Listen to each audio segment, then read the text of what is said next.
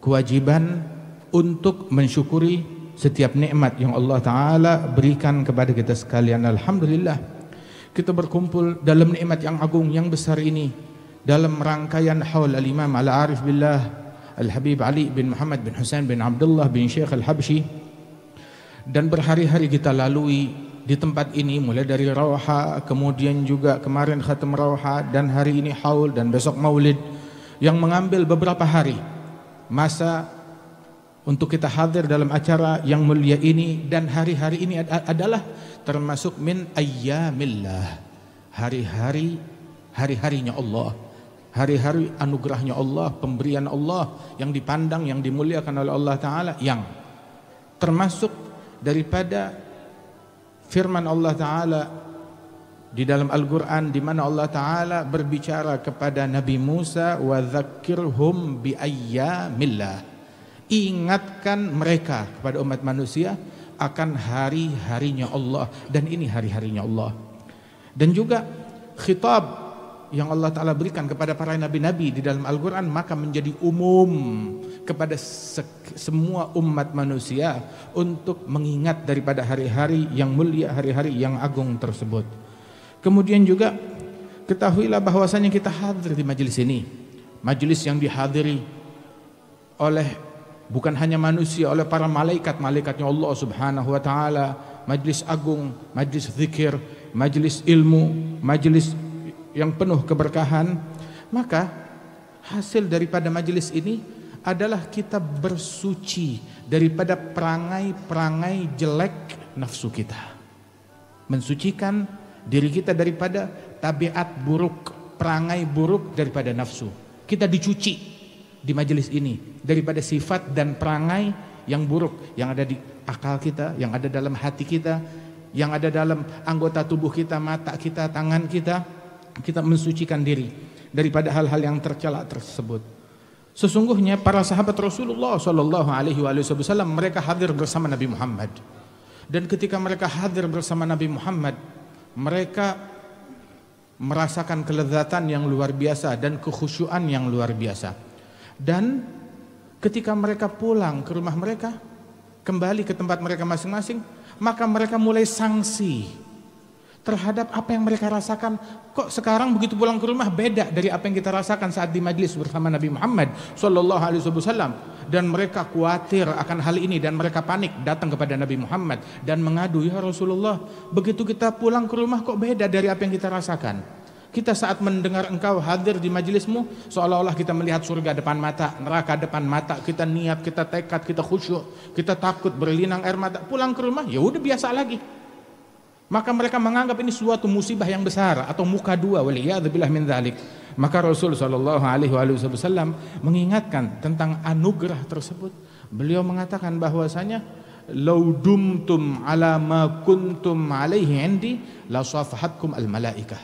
Seandainya kalian tetap dalam keadaan sebagaimana keadaan kalian tatkala bersamaku, hati kalian, istiqamah kalian, khusyuk kalian, sampai ke rumah tetap niscaya malaikat akan datang salaman sama kalian, ngambil berkah dari kalian, kata Rasulullah Sallallahu Alaihi Wasallam. Nah karenanya itu ayo mari kita perbaiki keadaan kita dengan majelis yang semacam ini. Kita berubah menjadi keadaan yang lebih baik. Majelis ini dibuat untuk apa? Adalah momen, kesempatan untuk taubat. Tukang maksiat, kalau memang kamu berjodoh dengan taubat, ini tempatnya.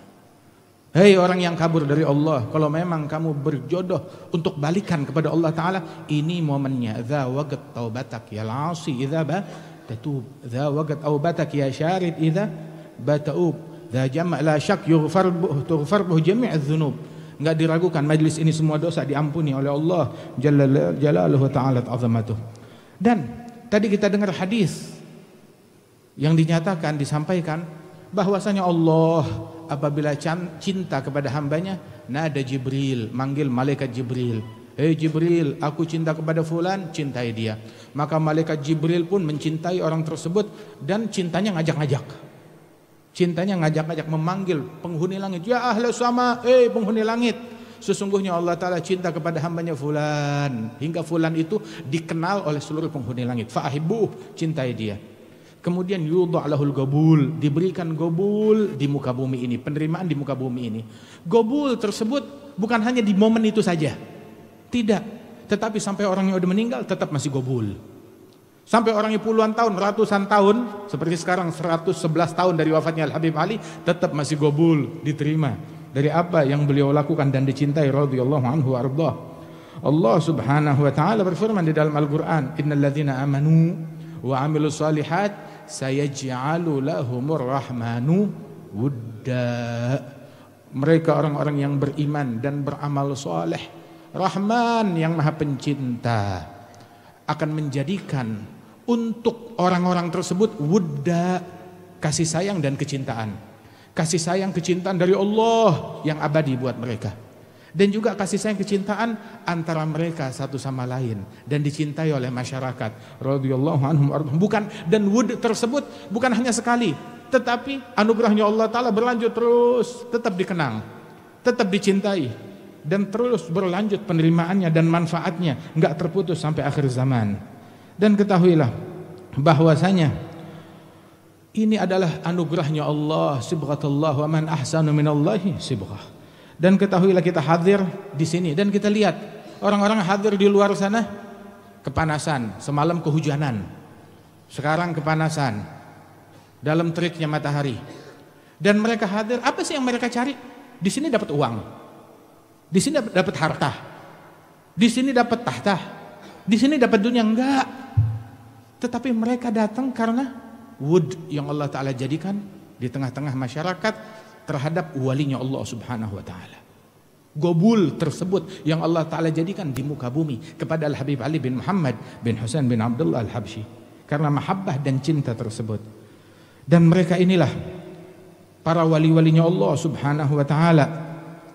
Mereka adalah orang-orang fa innahum, kata Imam Abdurrahman bin Abdullah Al-Faqih dalam rasyafatnya, fa innahum kullu munibin khashi' wa kullu dhi qalbin munirin lami'.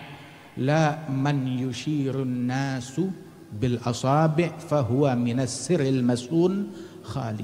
Mereka ini adalah orang-orang yang selalu berinabah, selalu merujuk, selalu balik kepada Allah Subhanahu wa taala. Tiap keadaan, tiap saat berinabah, selalu balik, selalu khusyuk kepada Allah Subhanahu wa taala.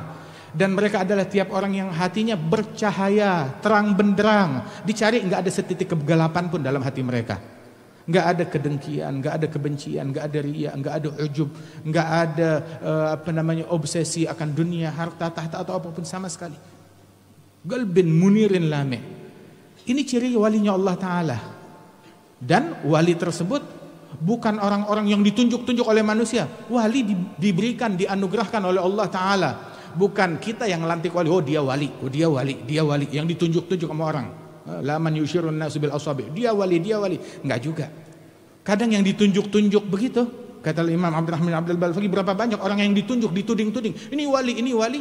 Begitu diteliti keadaannya di sisi Allah Ta'ala, fahuwa minas sirril masun khali, kosong, melompong dari sir dan anugerahnya Allah Subhanahu wa taala, dari pendekatan dan kewalian yang Allah Ta'ala khususkan para wali-walinya.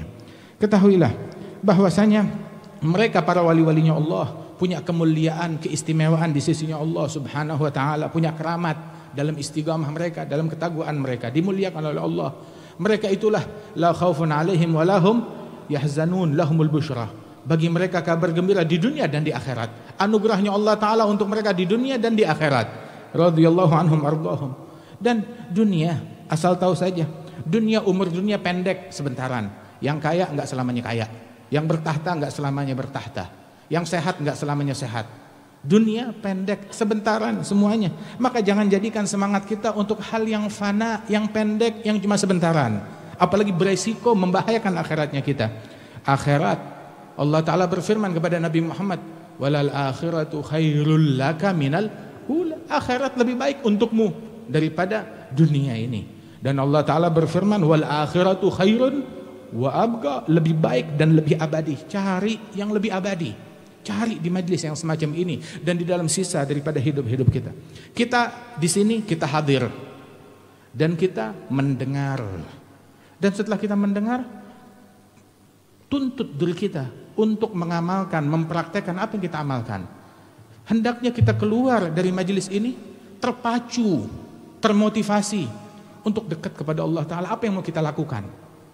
Dalam keadaan yang aktual, bukan cuma sekedar dengar terus kita balik pulang begitu saja tanpa membawa apa-apa. Apa yang akan kita lakukan untuk mendekatkan diri kita kepada Allah Subhanahu wa taala? Rubah keadaan kita menjadi keadaan yang lebih baik.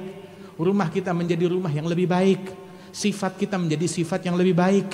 Perangai kita menjadi perangai yang lebih baik. Tabiat kita rubah menjadi tabiat yang lebih baik. Kotoran bersihkan dari hati kita, dari rumah kita, dari anggota tubuh kita, dari mulut kita, dari mata kita, dari telinga kita, menjadi keadaan yang lebih baik. Kan kita banyak mendengar sebagaimana tadi disebutkan, Masya Allah, hal-hal yang agung, yang besar daripada nasihat dan ajakan Al-Habib Ali bin Muhammad bin Husain Al-Habsyi, yang mana beliau bilang, ilal maslakil mahmud urshidu awladi wa kullaman yakbalul irsyad min ahli dzalwadi. Saya mengajak orang, menunjukkan orang kepada jalan yang terpuji, jalan yang luhur, jalan cinta ini. Saya ajak anak-anak saya, keluarga saya, dan siapapun yang mau menerima nasihat saya, termasuk kita yang hadir, yang mau menerima nasihat Al-Habib Ali bin Muhammad bin Husain bin Abdullah bin Syekh Al-Habsyi.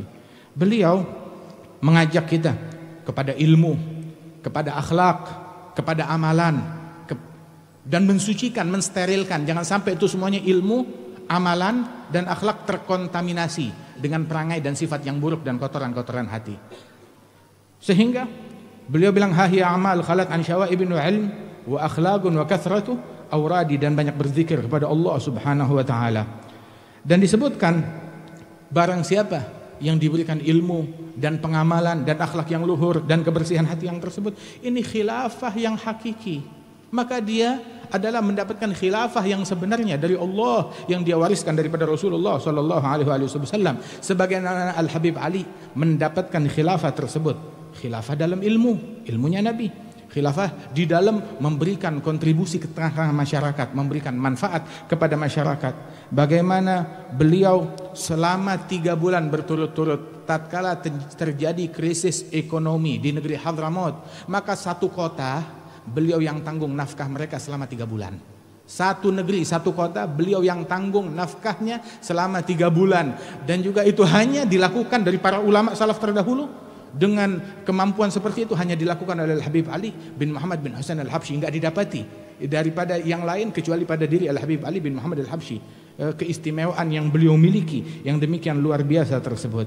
Nah, karena itu fas'a fi mas'au, berupaya di dalam upayanya mereka, dalam usahanya mereka, cintai Allah, cintai Rasul sallallahu alaihi wasallam. Sebagaimana kita berbicara di sini semuanya ini majlis yang terbungkus mahabbah, kecintaan kepada Rasul sallallahu alaihi wasallam dan kepada para pewaris Nabi Muhammad sallallahu alaihi wasallam. Disebutkan tadi betapa agung Al-Habib Ali, semua yang dia capai berkat mahabbahnya kepada Rasulullah sallallahu alaihi wasallam. Ya hanahum bihubbil Mustafa, ya hanahum.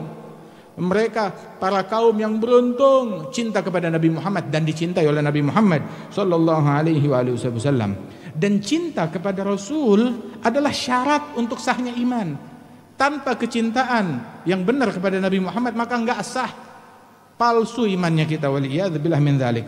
Cintai ahibullah, cintai Allah, lima yaghdukum bihi min ni'amih, atas nikmat yang Allah Ta'ala berikan kepada kita. Cintai aku, cintai Rasulullah, kata Nabi Muhammad. Bihubbillah, kalau benar cinta kalian kepada Allah itu betul, sah, maka cintai Nabi Muhammad. Kalau betul cinta kalian kepada Nabi Muhammad benar, sah, asli, maka wa ahibbu ahla baiti li hubbi, cintai keluarganya Rasulullah sallallahu alaihi wa alihi wasallam. Dan anugerahnya Allah Subhanahu wa taala enggak terputus. Dengan berlalunya zaman, Allah tetap senantiasa memberi. Dan apabila kita bersungguh-sungguh dalam cinta, bersungguh-sungguh dalam menempuh jalan mereka, maka bersiap untuk anugerah yang Allah Ta'ala berikan kepada mereka, terima daripada anugerahnya Allah Jalla Jalaluhu Ta'ala Ta'zamatuh. Mereka para wali-wali tersebut bukan siapa-siapa kecuali karena berkat anugerah yang Allah Ta'ala berikan kepada mereka. Mereka wafat, Allah masih ada, dan anugerahnya Allah senantiasa ada, dan Allah senantiasa memberi dan memberikan anugerah kepada hamba-hambanya. Maka istiqamahlah di jalan mereka dengan jalan mahabbah tersebut. Dan sesungguhnya bagaimana seseorang dipuji oleh Allah Subhanahu wa taala tentang kaum yang dibanggakan oleh Allah Subhanahu wa taala dalam firman Allah Subhanahu wa taala, "Saufa ya'tillahu biqaumin yuhibbuhum wa yuhibbunah." Allah akan mendatangkan sekelompok kaum ketika suatu kaum kurang cintanya ataupun cacat di dalam mahabbahnya ataupun ingkar kepada nabinya, maka Allah Ta'ala datangkan sekelompok kaum yang cinta kepada Allah dan dicintai oleh Allah Jalla Jalaluhu Ta'ala Azamatuh. Allah cinta kepada mereka dan mereka cinta kepada Allah Subhanahu wa Ta'ala. Sebagaimana seorang pecinta yang sejati. Pecinta yang sejati, dia akan mencintai apa yang dicintai oleh kekasihnya. Dia akan suka apa yang disukai oleh kekasihnya. Yang kekasihnya suka, dia suka. Yang kekasihnya enggak suka, dia pun juga enggak suka. Abu Ayyub Al-Ansari, beliau ketika Rasulullah selama beberapa bulan tinggal di rumah beliau, saat datang pertama kali ke Madinah Al-Munawwarah, Nabi tinggal di rumahnya Abu Ayyub Al-Ansari selama beberapa bulan. Dipersilakan naik ke lantai atas, Nabi bilang saya di lantai bawah aja. Abu Ayyub nurut kepada perintah Rasulullah Shallallahu Alaihi Wasallam. Maka itu setiap malam Abu Ayyub itu kalau beliau di lantai atas, beliau kalau jalan nggak berani memotong ruangan. Kenapa? Ini di bawah sini ada kasurnya Rasulullah. Dia jalan sampai mepet ke tembok. Jangan sampai itu berada di posisi di atasnya Nabi Muhammad Sallallahu Alaihi Wasallam.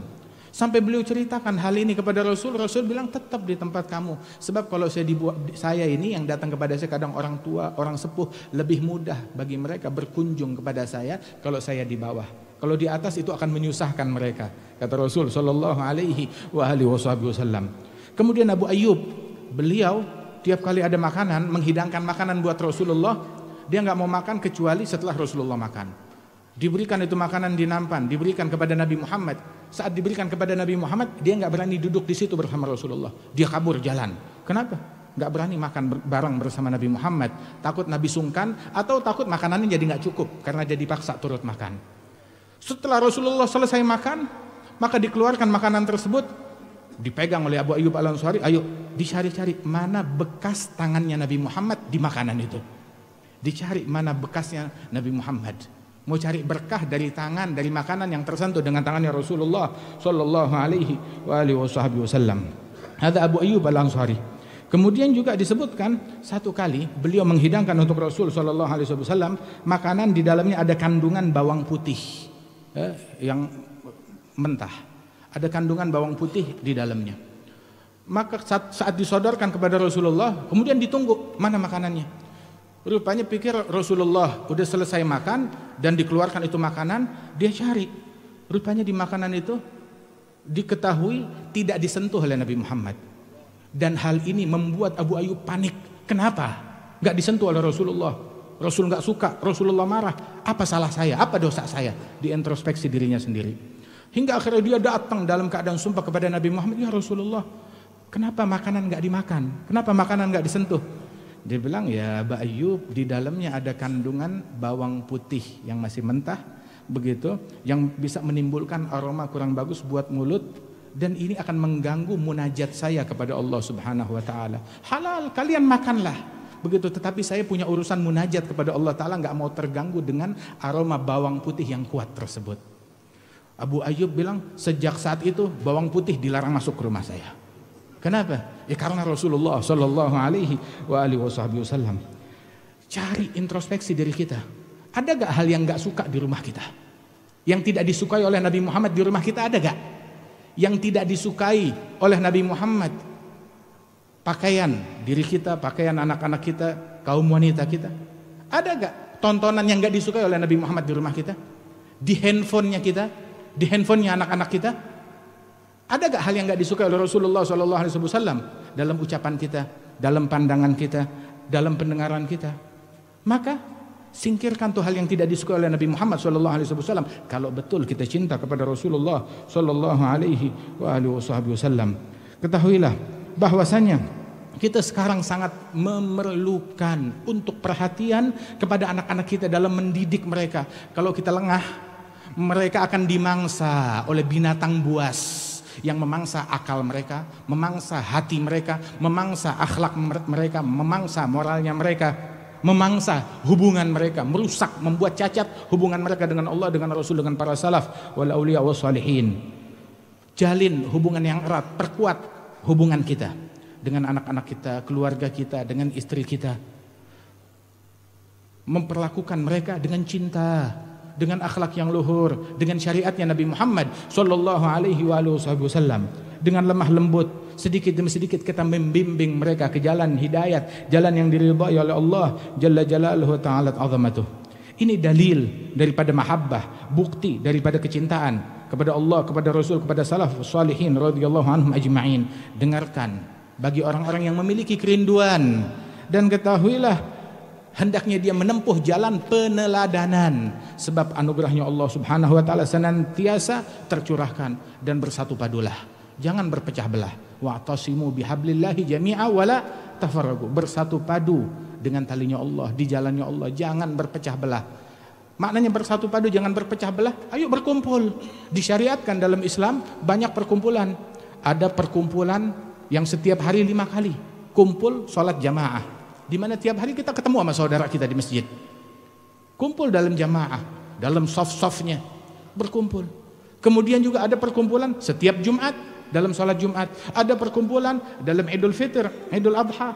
Ada perkumpulan dalam majelis yang semacam ini. Dan kalau kita kumpul, jangan saling melengos. Senyum kepada saudaramu yang muslim. Senyum kepada saudaramu. Saling sapa, saling salaman, jangan saling berpaling. Itu muslim dengan muslim ketika dia bertemu dengan saudaranya, mengucap salam. Jangan diam aja kalau dikasih salam, jawab. Mengucap salam, bersalaman dengan senyum, dengan cinta, maka berguguran dosa-dosa mereka. Rontok dosanya saat itu juga. Dan itu yang kita cari di dalam majelis dan perkumpulan yang semacam ini, agar diampunkan dosa-dosa kita pada Allah subhanahu wa ta'ala. Perbanyak perkumpulan. Wa anna hadhihi ummatukum ummatan wahidah. Ini umat kalian, umat yang satu. Nabi kita Nabi Muhammad sallallahu alaihi wasallam, maka ikuti, teladani beliau. Dan ketahuilah bahwasanya kita saling kumpul, saling jumpa, sering-sering kumpul kayak begini, agar kita merasa saya dengan dia sama, saya dengan dia sama, saling cinta, saling kasih sayang satu sama lain. Ini perkumpulan yang semacam ini membuahkan cinta, jangan membuahkan kebencian, jangan membuahkan hasad, kedengkian, saling iri satu sama lain. Dan ketahuilah, mudah-mudahan Allah Ta'ala berikan berkah dari apa yang kita hadiri di majlis ini, dan Allah subhanahu wa ta'ala tempuhkan kita di jalan yang diridhai oleh Allah subhanahu wa ta'ala, dan Allah ta'ala perbaiki keadaan rumah kita, keadaan kaum wanita kita, keadaan anak-anak kita, keadaan lingkungan kita, keadaan negeri dan bangsa kita menjadi makin baik, makin dekat, makin taqwa kepada Allah subhanahu wa ta'ala. Dan semoga Allah memberikan balasan yang sebaik-baiknya kepada yang kita peringati haulnya. Dengan berkat beliau kita dapat hidayat dari Allah ta'ala. Al-Imam Al-Arif Billah Al-Habib Ali bin Muhammad bin Husain bin Abdullah bin Syekh Al-Habsyi, dan segenap keluarga besar beliau, bil khusus yang kita hadir di tempatnya, Al-Marhum Al-Maghfur Al-Habib Alawi bin Ali Al-Habsyi, dan juga para saudara-saudara beliau, dan juga Al-Habib Ahmad bin Alwi, Al-Habib Muhammad Anis bin Alwi, diangkat derajatnya oleh Allah subhanahu wa ta'ala, dan juga segenap anak-anak mereka, bil khusus akhina Al-Habib Hasan bin Muhammad Anis bin Alawi Al-Habsyi, dan juga segenap saudara-saudara beliau dan anak-anak mereka, anak cucu mantu mereka, diberikan berkah oleh Allah subhanahu wa ta'ala. Allahumma ij'al jam'ana hadha jam'an marhuma, tafarraqana min ba'dihi tafarruqan ma'suma, wa la taj'al fina wa la minna wa la ma'ana syaqiyan wa la mahruma. Wa sallallahu ala sayyidina Muhammad wa ala alihi wasallam, walhamdulillahi rabbil alamin.